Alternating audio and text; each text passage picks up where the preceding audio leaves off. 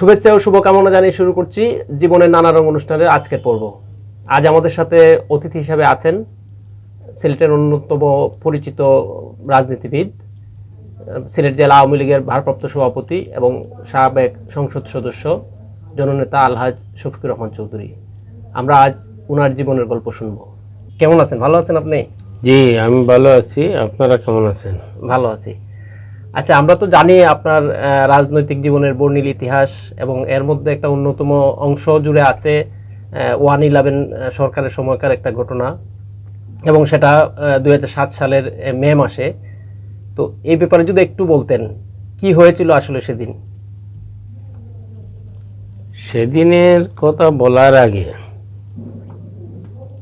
আমি আমার বক্তব্যের প্রারম্ভেই আমি সর্বপ্রথম গভীর শ্রদ্ধা ভরে স্মরণ করছি সর্বকালের সর্বশ্রেষ্ঠ বাঙালি জাতির জনক বঙ্গবন্ধু শেখ মুজিবুর রহমানকে, এবং কৃতজ্ঞতা প্রকাশ করতেছি আমাদের বাংলার সফল মাননীয় প্রধানমন্ত্রী জননেত্রী শেখ হাসিনার প্রতি, এবং আমাদের সবার প্রিয় শ্রদ্ধেয় শেখ রেহানার প্রতি, রেহানা আপার প্রতি। রেহানা আপা উনি যদিও রাজনীতিতে সক্রিয় নয়, কিন্তু পিছন থেকে সার্বক্ষণিক সাহায্য সহযোগিতা করেছেন এবং এখনও করতেছেন মাননীয় প্রধানমন্ত্রীকে। জাতির জনক বঙ্গবন্ধুকে যেভাবে বঙ্গমাতা বেগম ফজিলাতুন্নেসা মুজিব সার্বক্ষণিক সাহস শক্তি যোগাতেন, ঠিক একইভাবে আমাদের মাননীয় প্রধানমন্ত্রী জননেত্রী শেখ হাসিনাকে আমাদের রেহানা আপা সবসময় সাহস এবং সহযোগিতা করে যাচ্ছেন। এটার উদাহরণ 1/11 সময় যখন মাননীয় প্রধানমন্ত্রী তৎকালীন বিরোধী দল নেত্রী 1/11 সময় তিনি আমেরিকাতে গিয়েছিলেন চিকিৎসার জন্য। চিকিৎসা শেষে লন্ডনে যাত্রা বিরতি করেছেন। যাত্রা বিরতি করে আবার যখন লন্ডনে ফিরে আসবেন, তখনই ব্রিটিশ এয়ারওয়েজ ওনাকে আনতে অনীহা প্রকাশ করলো। মানে লন্ডন থেকে বাংলাদেশে আসার সময় ওনাকে মোটামুটি ব্রিটিশ এয়ারওয়েজ নিষেধ করলো এবং ওনাকে আনতে অনীহা প্রকাশ করলো, বলল যে তারা ওনাকে বহন করবে না। এটা অত্যন্ত গর্হিত কাজ, কারণ থেকে এটা ন্যাক্কারজনক কাজ হয়েছে। একটা প্যাসেঞ্জারের টিকিট আছে, ওকে টিকিট থাকা অবস্থায় তাকে আনতেছে না। সেটা ওনারা অনেক চেষ্টা তদবির করে পারলেন না, শেষ পর্যন্ত রিটার্ন চলে গেলেন লন্ডনে। আবার লন্ডনে যাওয়ার পরে লন্ডনে গিয়ে প্রেস কনফারেন্স করলেন। প্রেস কনফারেন্সটা হয়েছিল আমাদের রেস্টুরেন্টে, দিলশাদ রেস্টুরেন্টে, যে রেস্টুরেন্টে জাতির জনক বঙ্গবন্ধু কয়েকবার গিয়েছেন। আমাদের মাননীয় প্রধানমন্ত্রী জননেত্রী শেখ হাসিনাও উনি সুযোগ পেলেই ওনাকে আমরা নিয়ে যেতাম। উনি গেছেন সেই ঐতিহাসিক দিলশাদ রেস্টুরেন্ট। আমাদের সেই সময়কার যে রেস্টুরেন্টগুলো ছিল, মহান মুক্তিযুদ্ধে অংশগ্রহণ করেছিল, ভূমিকা রেখেছিল, 69-এ ভূমিকা রেখেছিল, সেই সময়কার রেস্টুরেন্টগুলো এখন আর নেই, একমাত্র দিলশাদই আছে। কারণ হচ্ছে গ্রিন মাস্ক রেস্টুরেন্ট মন্নান সাহেবের নাই, আমাদের এই সাবেক প্রয়াত যুক্তরাজ্যের প্রেসিডেন্ট গৌস খান সাহেবের রেস্টুরেন্ট ছিল, সেটাও নাই। এগুলো অনেকটা নাই, একমাত্র দিলশাদই আছে। ইতিহাসের সাক্ষী হয়, ইতিহাসের সাক্ষী। সেই দিলশাদ রেস্টুরেন্টে প্রেস কনফারেন্স করে আবার তিনি জানতেন আসলে পরে ওনাকে গ্রেফতার করা হবে, নির্যাতন করা হবে, নিপীড়ন করা হবে, কিন্তু এগুলা জানার পরেও বাঙালি জাতির মুক্তির লক্ষ্যে এই 1/11 সরকার, উদ্দিন সরকারের হাত থেকে দেশকে রক্ষা করার জন্য তিনি এই সাহস নিয়ে, বুকে মনোবল নিয়ে তিনি চলে আসলেন বাংলাদেশে। বাংলাদেশে আসার পথে ওনার সাথে লন্ডন, আমেরিকা থেকে আমাদের আওয়ামী লীগের নেতৃবৃন্দরা ওনার সফরসঙ্গী হয়ে আসেন।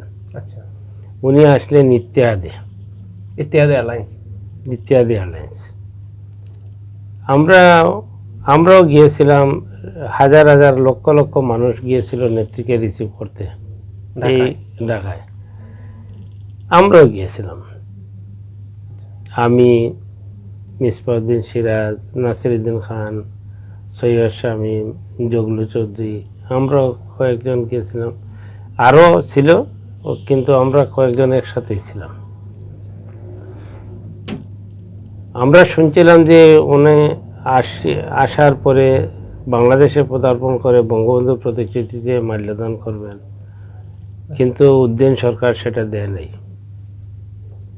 মাল্যদান করতে দেয় নাই। ওনাকে সরাসরি বাসাতে নিয়ে গেছে। আমরা পরের দিন আমরা ওনার বাসাতে চলে গেলাম।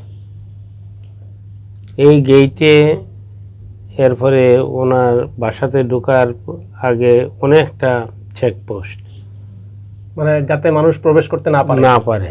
আচ্ছা, অনেকটা চেকপোস্ট আমরা অতিক্রম করে অনেক ধরনের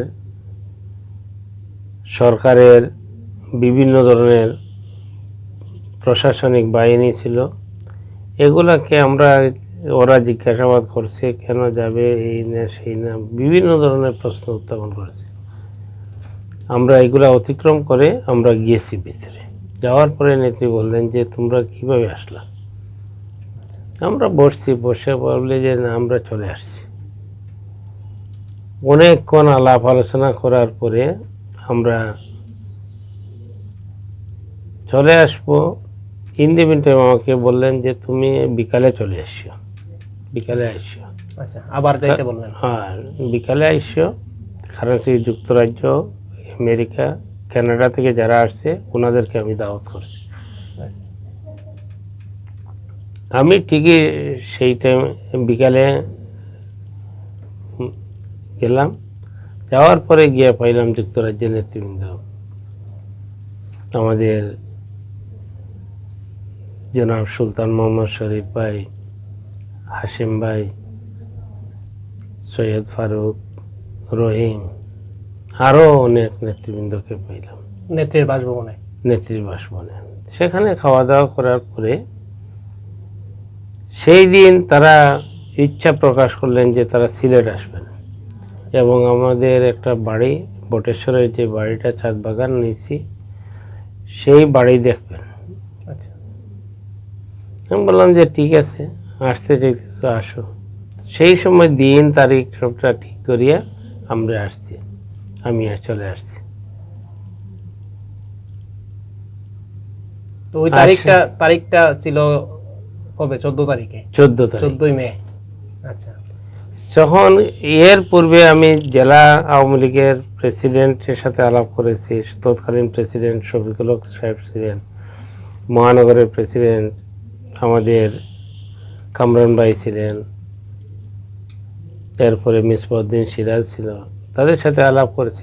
বললাম যে এইভাবে ওনারা ইচ্ছা প্রকাশ করছে। বললে যে ঠিক আছে করো। ইন দি মিন টাইম অনেকেই জানতেন যে এই ঘটনা ঘটবে, আমরা সেটা বুঝি পাই নাই এই ঘটনা। মানে কেউ নিষেধও করে নাই যে করা যাবে না এরকম বা কিছু? কেউ কোনো নিষেধ করে নাই, করা যাবে না বা এটা করা ঠিক হবে না, এই না সেই না, কোনো ধরনের বাধা নেই।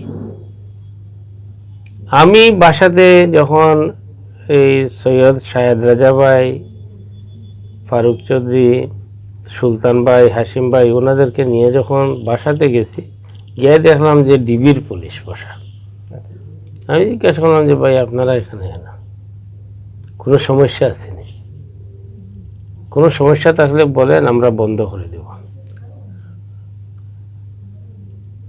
বলে না, আপনারা এখানে তো কোনো কিছু নাই, আমরা দেখতেছি না, আপনারা ইয়ে করেন,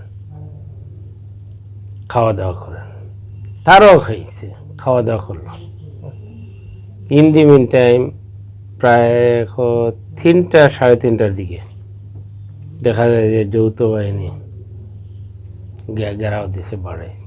আচ্ছা, তো এই ধরনের একটা সামাজিক অনুষ্ঠান, সাধারণ একটা অনুষ্ঠানে হঠাৎ করে কেন এই ধরনের না, এখানে যাদেরকে পাইছে তারা কিন্তু রাজনৈতিক ব্যক্তিত্ব ছিলেন, আমার কিছু আত্মীয় স্বজন ছিলেন, যারা রাজনীতিও করেন না ওনারাও ছিলেন। সবাইকে গ্রেফতার, 40 জন। আচ্ছা, এই 40 জনকে গ্রেফতার করার পর সেই সময় র্যাবের যে সিও বোধহয় ছিল, মেজর, এই আমাদের নামটা কি ভুলে গেছি, সে কিন্তু খুব দুর্ব্যবহার করছে। আচ্ছা, সিগারেট টানে বাচ্চা ফুলা, এরপরে এখানে বসো, এখানে উঠতে পারবে না, মানে আপনাদের গ্রেফতার করে নিয়ে আসার পরে না এখানে? বাসাতে, আচ্ছা, আচ্ছা, মানে কেউ লড়তে পারবে না, বসতে হবে, এই না সেই না, মানে যা তা আচ্ছা, আচ্ছা, করলো। করার পরে তো আমাদেরকে নিয়ে আসলো। সেই সময় কোতোয়ালির ওসি গেল, গিয়া আমাদেরকে গ্রেফতার করে কোতোয়ালিতে নিয়ে আসলো আচ্ছা, বাসে করে। সবাইকে সবাইকে। উঠাইছে, বাসে করে কোতোয়ালিতে নিয়ে আসলো। কোতোয়ালিতে নিয়ে আসার পরে, আসার পূর্বে আমাদেরকে ওসি নূর ছিল, সে বলছিল যে আমাদেরকে এখানে থানাতে আনিয়া জিজ্ঞাসাবাদ করে ছেড়ে দিবি। আমরা ভাবছি আমরা তো কোনো দোষ করি নাই, কোনো মিটিংও করি নাই, কোনো সভা করি নাই, সমাবেশও করি নাই, আমরা জাস্ট সিম্পল একটা সামাজিক অনুষ্ঠান। এই অনুষ্ঠানে থেকে আমাদেরকে গ্রেফতার করে নিয়ে আসিয়া রাত প্রায় 12টা পর্যন্ত আমাদের উপর টর্চারিং, বিভিন্ন ধরনের বাহিনী আসলো, এনএসআই, ডিজিএফআই, পুলিশের বিভিন্ন এর মানুষ আসার পরে আমরা শেষ পর্যন্ত আমাদেরকে যেতে পাঠিয়ে দিল বাসে করি। আবার এই বাসে করি যেতে হাজতে, জেলে। আচ্ছা, জেলে যাওয়ার পরে তো কারণ গিয়ে তো লোক 40 জন লোককে কোথায় জায়গা দিবে, আমদানিতে তো জায়গা নেই। সেই আমদানিতে কেউ বসছে, কেউ দাঁড়ানো, এই অবস্থায় কাটছে। আপনাদের বিরুদ্ধে তারা কি অভিযোগটা আনলো? এমনিতে অভিযোগ তো শেষ পর্যন্ত শেষে আমরা পাইলাম যে রাষ্ট্রদ্রোহী আচ্ছা, মামলা। আমরা দেশের বিরুদ্ধে ষড়যন্ত্র করতেছি, রাষ্ট্রের বিরুদ্ধে, সরকারের বিরুদ্ধে, এইগুলা। এমনিতে কি কোনো কোর্টে মানে হাজির করা হয়েছিল? না, আমাদেরকে সবচেয়ে দুর্ভাগ্য, আমাদেরকে যেমন আমাদেরকে গ্রেফতার করার পরে আমাদেরকে পরের দিন দেখতে গেছে অ্যাডভোকেট শাহ মোশাহিদ আলী, সিরাজুল ইসলাম, নিজাম, আমার বাচ্চা হাফিজুর রহমান অ্যাডভোকেট, আরও অনেক গিয়েছিলেন।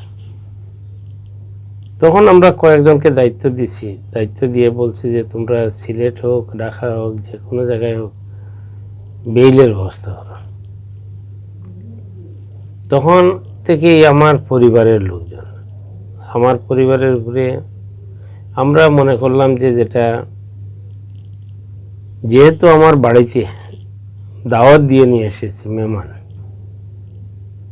ওনাদের দায়িত্ব আমার, এবং আমার পরিবারও সেটা গ্রহণ করেছে। টোটাল খরচপাতি সব কিছু আমার পরিবার বহন করেছে। আচ্ছা, যারা যারা ওই দিন আপনাদের সাথে একসাথে গ্রেফতার হয়েছেন সবার পরিবারের খরচ বা সবার মামলার খরচ বা জেলের ভিতরে বাইরে, মানে আনুষঙ্গিক যেগুলো হয়, আচ্ছা, তো এইখানে তো- এইগুলা এই প্রথমে লোয়ার কোর্টে বেইল হয় নাই, জজ কোর্টে হয় নাই, এরপরে হাইকোর্টে বেইল হলো এই 13 দিনের ভিতরে, 13 দিনের মাথায় বোধহয় 11 দিনে বেইল হলো আমাদের সবার। বেইল হওয়ার পরে 26 জনকে ছেড়ে দিল, আমাদের 14 জনকে ডিটেনশন দিয়ে দিল। আচ্ছা, মানে বিল হওয়ার পরে আপনারা ছাড়া পেলেন না? না, আচ্ছা, 14 জনকে 1 মাসের ডিটেনশন। সরকার বাহাদুর আদিষ্ট হইয়া আমাদেরকে 1 মাসের জন্য আটক আদেশ দেওয়া হলো, যে রাষ্ট্রদ্রোহী মামলা এই সেই মানে যা যা আছে সব। এই 13 জনের মধ্যে মানে ছাড়া পেলেন কে কে, আর 26 জন আর 13 জন রয়ে গেলেন কে কে? 14 জন রইলাম। আচ্ছা আচ্ছা, 13 জনের মধ্যে 26 জনের মধ্যে ফারুক চৌধুরী, সৈয়দ শাহেদ রাজা, সৈয়দ ফারুক, নাদের, শফিল আলম চৌধুরী নাদের, কবিরুল ইসলাম সহ অনেকেই 26 জন আচ্ছা, ছাড়া আপনারা পেলেন। ছাড়া পেয়ে গেলেন। আর আমরা রইলাম, আমি রইলাম, মিসবাউদ্দিন সিরাজ, নাসিরউদ্দিন খান, জগলু চৌধুরী, শামসুল ইসলাম মিলন, সৈয়দ শামীম, হাবিবুর রহমান সেলিম সহ আমরা। এরপরে আমাদের বীর মুক্তিযোদ্ধা সাবেক কাউন্সিলর খালিক ভাই সহ অনেক, আমরা 14 জন আটকাইয়ে দিল। এই 14 জনকে নিয়ে তখন আবার আগে ছিলাম বিভিন্ন ওয়ার্ডে, সবাইকে নিয়ে আসলাম এক ওয়ার্ডে, নিউ জেল 2 নম্বর ওয়ার্ডে আমরা সবাইকে নিয়ে আসলাম। একসাথে খাওয়া দাওয়া যাতে সমস্যা না হয় খাওয়া দাওয়ার, সেদিকে লক্ষ্য রেখে আমরা খাওয়া দাওয়া আনতেও, বাইরে থেকে তো খাওয়া আনা নিষেধ, এমনি ফল ফ্রুটস আমার ভাই দিত, আত্মীয় স্বজনরা বন্ধু বান্ধব সবাই ফল ফ্রুটস বিস্কিট সব কিছু দিছে, কিন্তু খাবারগুলা জেলের ভিতরে। তো ওই সময় কি এমনিতেই প্রথম একটা অংশ তো জামিন হয়ে বের হয়ে আসলেন, আর এরপরে আপনারা রয়ে গেলেন আটক আদেশে, তখন কি আপনাদের উপর কোনো নির্যাতন বা কোনো ধরনের? এটা লেগে মানসিক মেন্টালি টর্চারিং, এরপরে ভিতরে বাইরে বিভিন্ন ধরনের প্রস্তাব দেওয়া হচ্ছে, উদ্দিন সরকারকে আমরা মেনে নেই, সমর্থন দিব, এই না সেই না, মাননীয় জননেত্রী শেখ হাসিনার বিরুদ্ধে আমরা অবস্থান নিব কি নিব না, এই ধরনের প্রস্তাব। আমরা বললাম যে না, মরতে হয় মরব। আমার বক্তব্য ছিল যে আমরা নেত্রীর বিরুদ্ধে কেন যাব, উনি তো নিষ্পাপ। আর ইন দি মিন আমরা জেলে থাকা অবস্থায় নেতৃত্ব সেই সময় বাইরে ছিলেন, উনি আমাদের পক্ষে স্টেটমেন্ট দিলেন, মহিষ সাহেব স্টেটমেন্ট দিলেন, আরও অনেক নেতৃবৃন্দরা স্টেটমেন্ট দিলেন, আর অনেক নেতৃবৃন্দ বললেন যে এইটা করতে যাও কেন, এই না সেই না, মানে যারা উদ্দিন সরকারের পক্ষে চলে গেছেন। এরপরে নেত্রীকে যখন গ্রেফতার করা হলো, তখন গিয়ে আমাদেরকে বিভিন্ন ধরনের মেন্টালি প্রেশার করা হয়েছিল আমাকে এবং আমাদের সঙ্গে যারা, আমাদের মধ্যে গন্ডগোল ধরানোর চেষ্টা করা হয়েছে। আচ্ছা, এরপরে খাবারটা যাতে আমরা, সেখানে জেলের ভিতরে একটা ব্যবস্থা করা হয়েছিল, জেইলার সাহেব বা সুপারিনটেন্ডেন্ট মিলিয়া, সেখানকার ভিতরে একটা ব্যবস্থা করা হয়েছিল যাতে আমরা কিছু ভালো খাবার পাই। সেই খাবারটা যাতে না আসে তার জন্য বিভিন্ন ধরনের ষড়যন্ত্র হয়েছে। এইভাবে আমরা 5 মাস, প্রায় 5 মাস আমরা কাটিয়েছি। 5 মাসের ভিতরে আমরা প্রত্যেক সপ্তাহে খতমে নিউজের কোরআন খতম আমরা কমপ্লিট করিয়া প্রত্যেক বৃহস্পতিবারে দোয়া হতো, মিলাদ হতো, সিন্নি হতো। সিন্নি বলতে যেটা নাকি জেলের ভিতরে যেটা ছিল জিলাপি, সেই পিসি থেকে জিলাপি আনা হয়তো টাকা দিয়ে, আইনা আমরা সারা ওয়ার্ডে ডিস্ট্রিবিউশন করতাম প্রতি বৃহস্পতিবারে।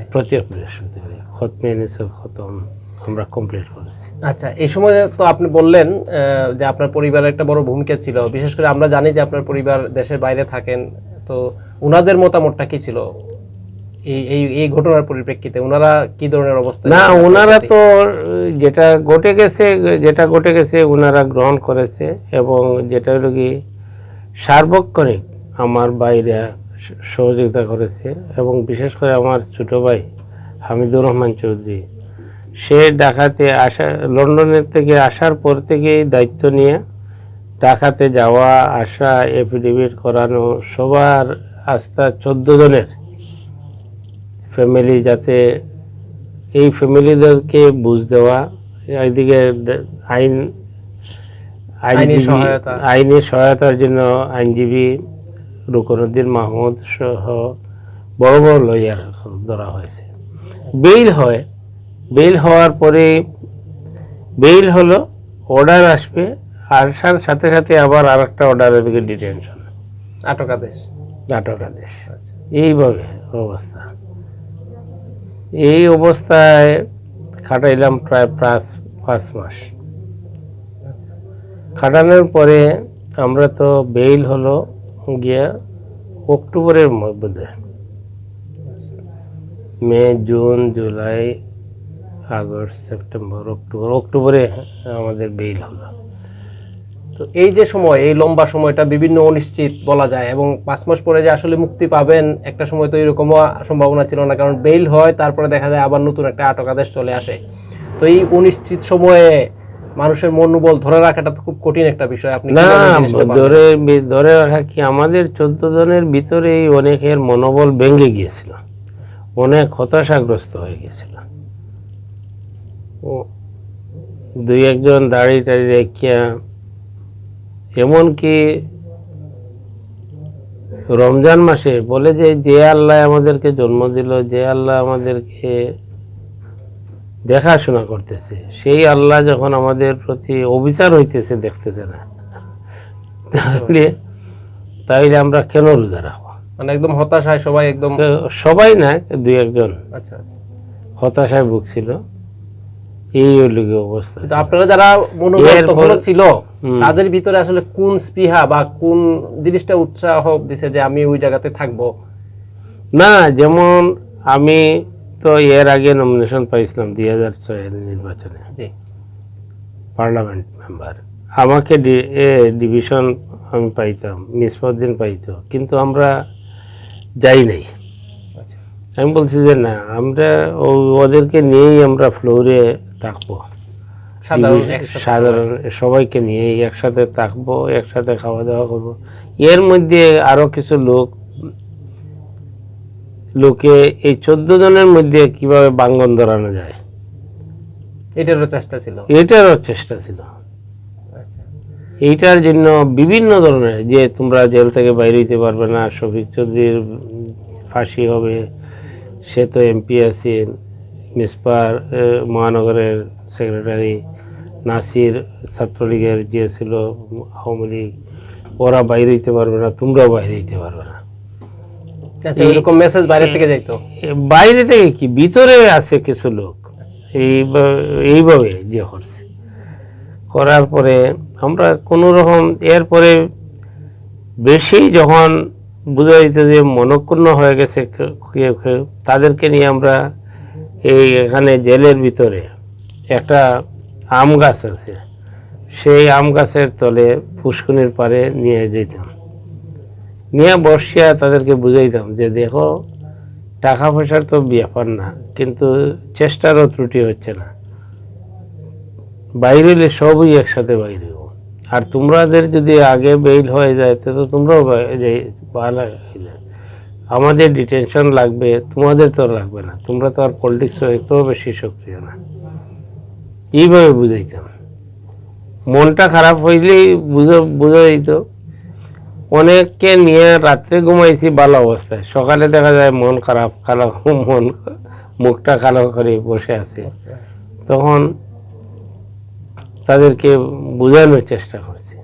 মানে এই দীর্ঘ 5 মাস একসাথে রাখার পিছনে আসলে কি ওইরকম কোনো উদ্দেশ্য ছিল যে আপনারা যাতে আপোষে চলে যান বা একটা সমঝোতার মধ্যে চলে যান, এই জিনিসটা এইটা চাপ সৃষ্টি করছে।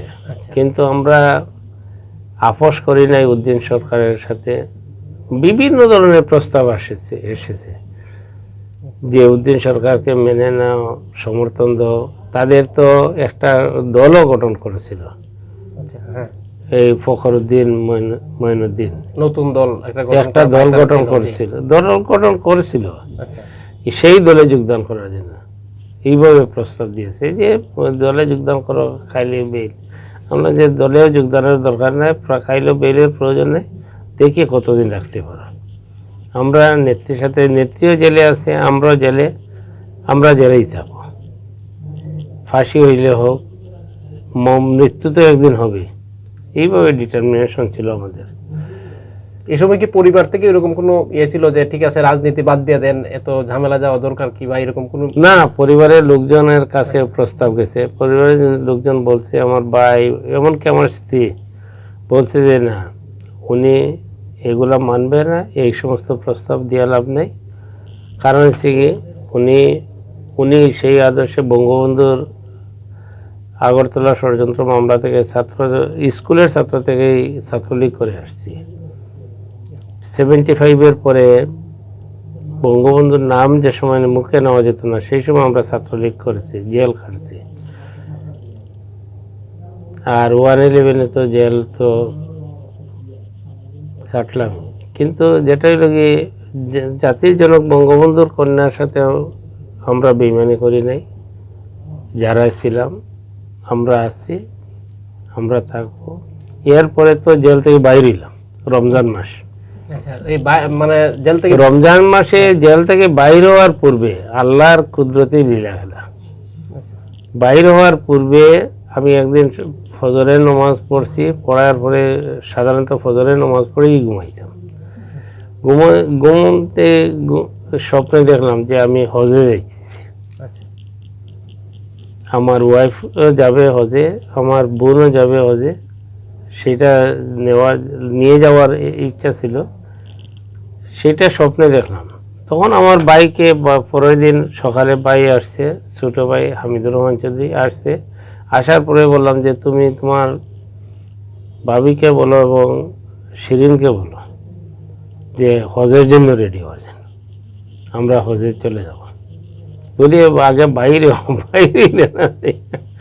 ঠিকই রমজান মাসে বাইরে হয়েছি, বাইরে ঈদ করছি, ঈদ করিয়ে লন্ডন গেলাম, লন্ডন থেকে হজে। আচ্ছা, তো যতদিন আপনি এই যে জেলে ছিলেন, আপনারা এই যে অমানবিক একটা অবস্থার মধ্যে বা বিভিন্ন স্নায়ুর চাপ যেটা বলা যায়, ওই সময় দল থেকে কি ধরনের সহযোগিতা পেয়েছেন? দল থেকে তো নেত্রী তো যতদিন ছিলেন সহযোগিতা মিলছে। এরপরে তো দলীয়ভাবে আমাদের সিলেটের নেতাকর্মী যারা আছে, নেতাদের মধ্যেও কিছু সুবিধাবাদী হয়ে গেলেন। আর কিছু লোক যারা আমাদের একদম ঘনিষ্ঠজন যারা ছিল, ওরা আমাদেরকে সাহায্য সহযোগিতা করেছে সবসময়।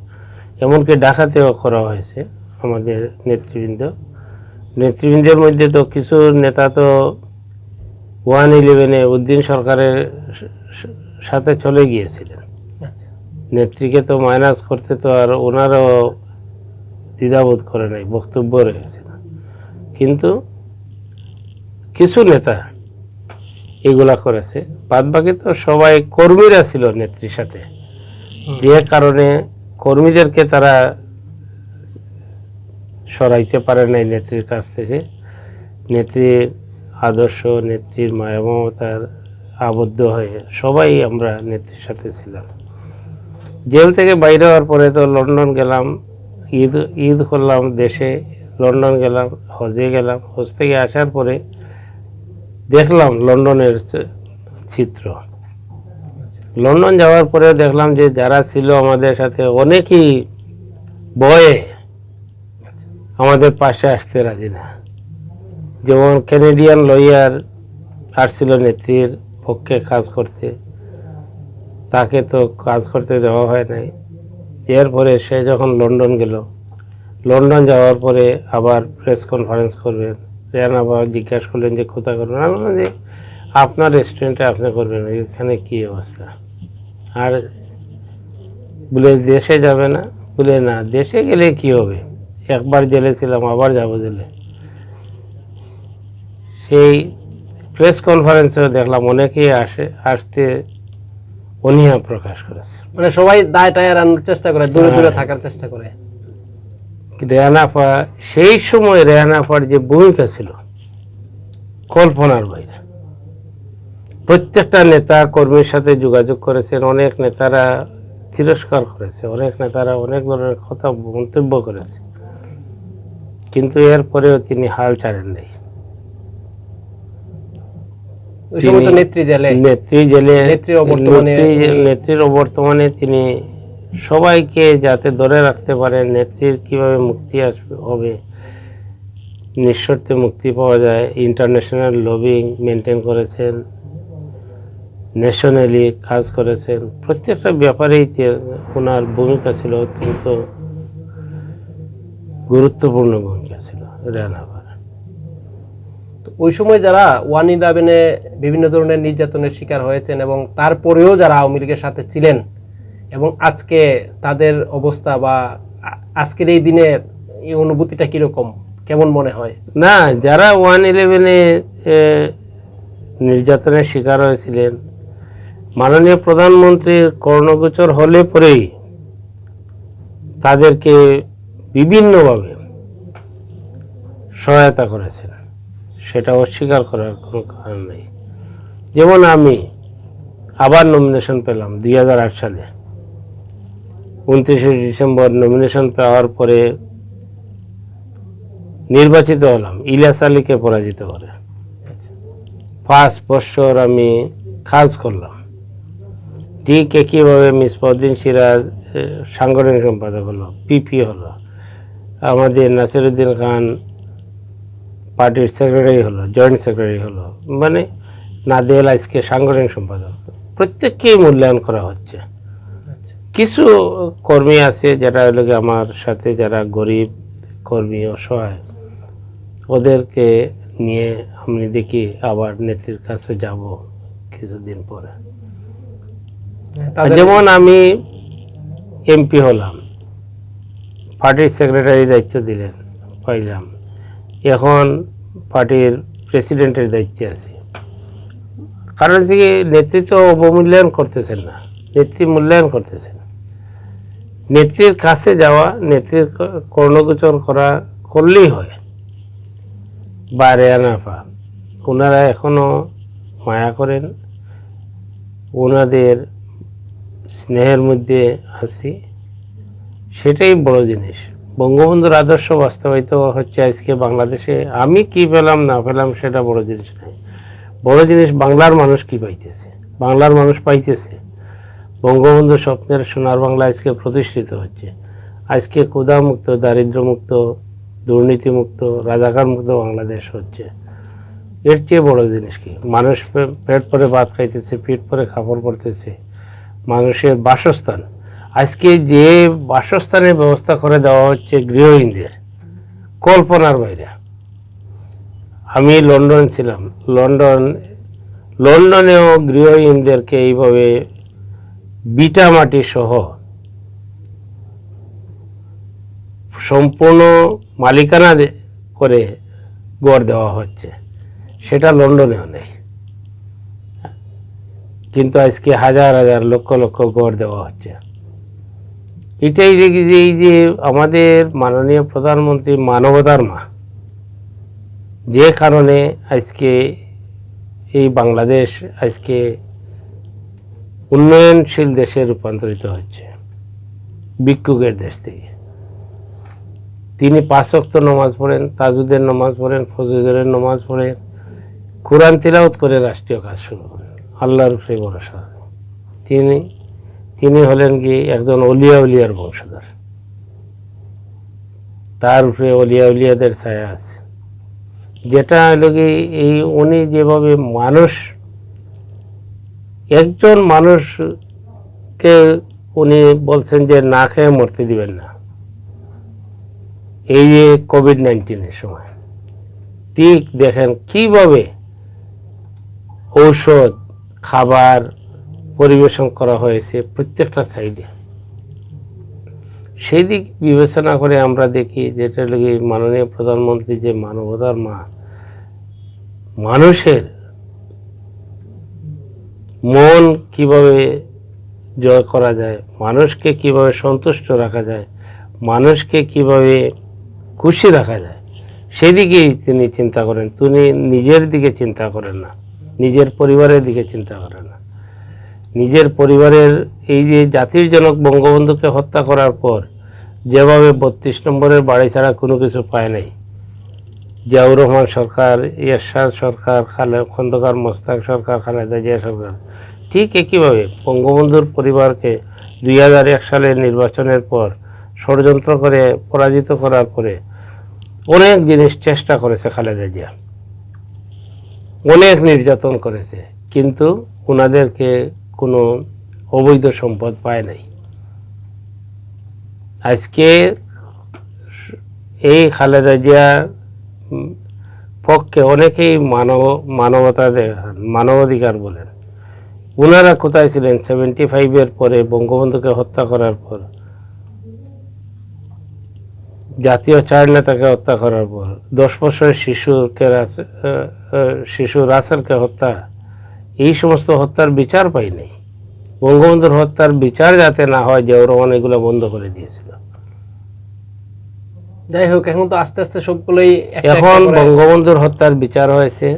৭১-এর যুদ্ধাপরাধী যারা ছিল, সেই যুদ্ধাপরাধীদের গাড়িতে খালেদা জিয়া লাল সবুজের পতাকা দিয়ে দিয়েছিল, সেই পতাকা নামানো হয়েছে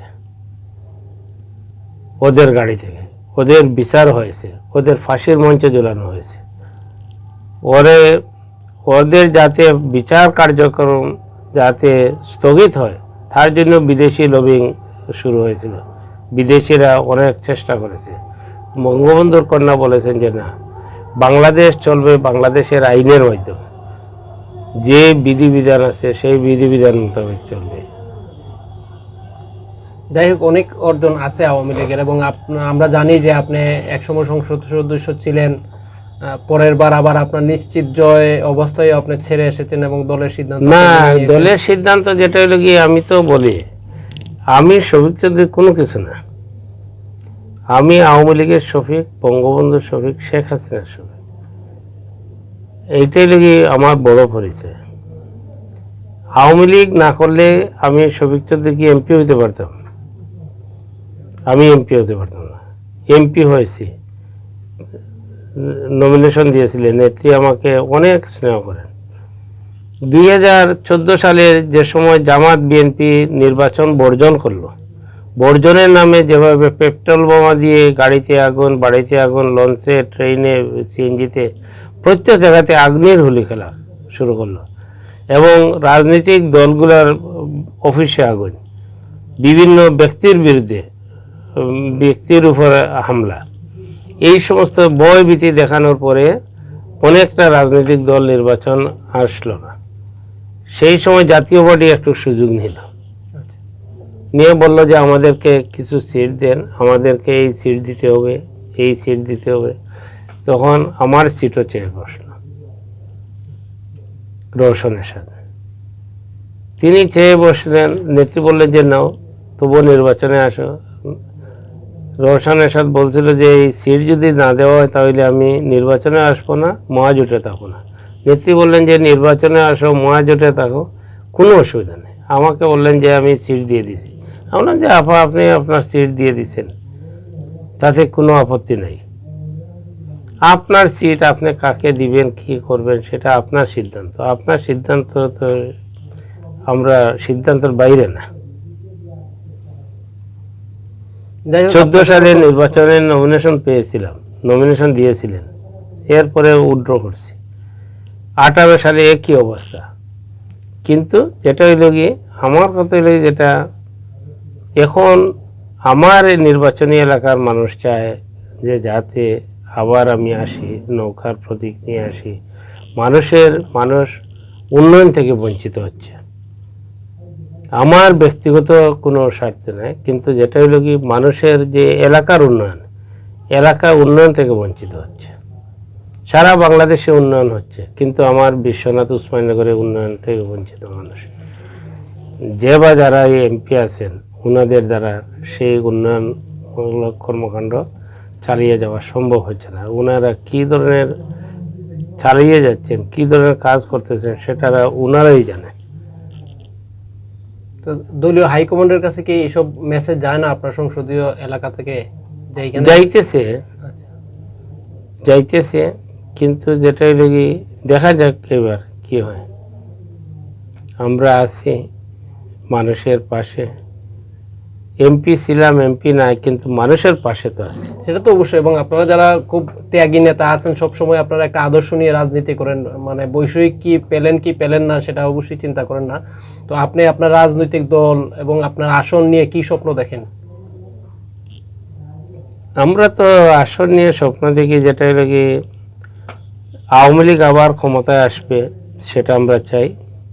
কারণ হচ্ছে কি এই দেশের উন্নয়নের দ্বারা অব্যাহত রাখার লক্ষ্যে আজকে যে মেগা প্রজেক্টগুলো হচ্ছে, পদ্মা সেতু বলেন আর বড় বড় প্রজেক্ট বলেন, আমাদের সিলেটের 6 লাইন রেলওয়ের ডাবল লাইন, আরও অনেকটা এয়ারপোর্ট রোড, বাইপাস রোড এগুলা হইতেছে, সুনামগঞ্জি রোড হইতেছে।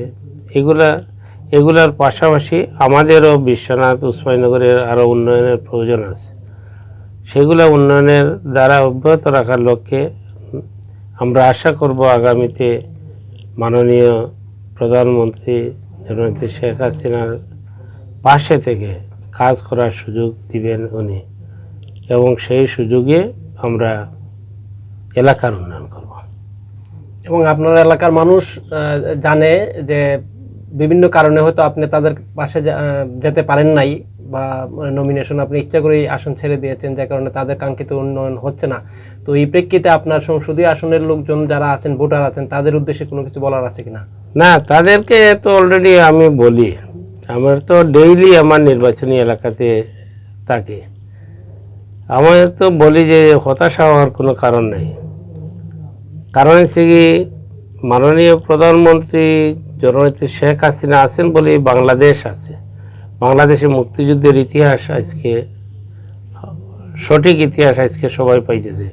আজকে মুক্তিযোদ্ধারা ভাতা পাইতেছে, মুক্তিযোদ্ধাদের রাষ্ট্রীয়ভাবে দাফন কামড়ে দিয়েছে। আজকে বয়স্ক ভাতা, বিধবা ভাতা, মাতৃত্বকালীন ভাতা, প্রতিবন্ধী ভাতা, প্রত্যেকটা ভাতার ব্যবস্থা করে দেওয়া হয়েছে। যে ভাতাগুলো কিন্তু ফার্স্ট ওয়ার্ল্ডে চলে, থার্ড ওয়ার্ল্ডে নেই, কিন্তু আমাদের প্রধানমন্ত্রী বিনামূল্যে বই দিতেছেন, উপবৃত্তি দিতেছেন, বৃত্তি দিতেছেন, ছেলেমেয়েরা যাতে লেখাপড়া করে সুশিক্ষায় শিক্ষিত হতে পারে সেই ব্যবস্থা করে দিয়েছেন। আমাদের দেশে বিদ্যুতায়ন হচ্ছে, আজকে শতভাগ বিদ্যুতায়ন, সেটা it's not a matter of joke. এগুলার সারা বাংলাদেশে উন্নয়ন হচ্ছে, আমাদের এখানেও কিছু কিছু হইতেছে। তবে আমি এমপি হলে আরও বেশি হতো, মানুষের নেত্রীর কাছে যেতাম। যেমন আমি এমপি থাকা অবস্থায় নেত্রীর কাছে যে কাজে গিয়েছি, উনি সাথে সাথে বলছেন যে হ্যাঁ এইটা দিয়ে দাও।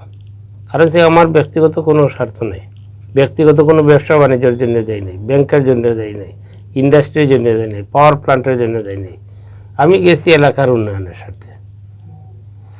যাই হোক, ধন্যবাদ, আপনার কথা শুনলাম এবং আমরা আমাদের অনুষ্ঠানের শেষ পর্যায়ে চলে আসছি।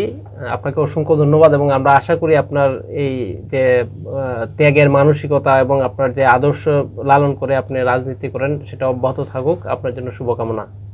আমি চাই যেটা জাতির জনক বঙ্গবন্ধুর যেভাবে ত্যাগ স্বীকার করে গিয়েছেন, বঙ্গবন্ধুর কন্যা মাননীয় প্রধানমন্ত্রী যেভাবে ত্যাগ স্বীকার করতেছেন, আমরা সবাই ত্যাগের মনোভাব নিয়ে আমরা কাজ করি।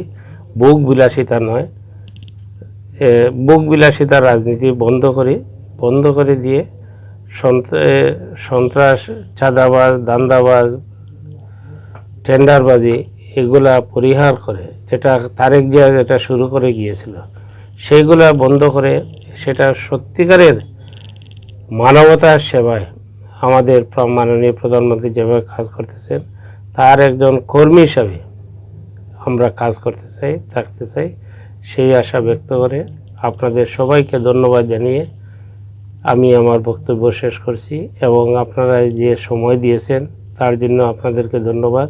খুদা হাফিজ। জয় বাংলা, জয় বঙ্গবন্ধু, বাংলাদেশ চিরজীবী হোক। ধন্যবাদ। আমরা শেষ করলাম আজকের মতো, দেখা হবে আগামী পর্বে। রঙের মানুষরা মানুষ হাজারে মন সাজায়া অন্তর্মহল চিনতে কি পাও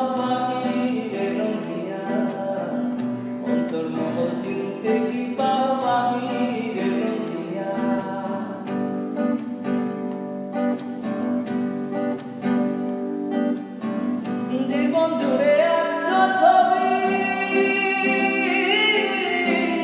কত রং মিশায়া নিজের রঙে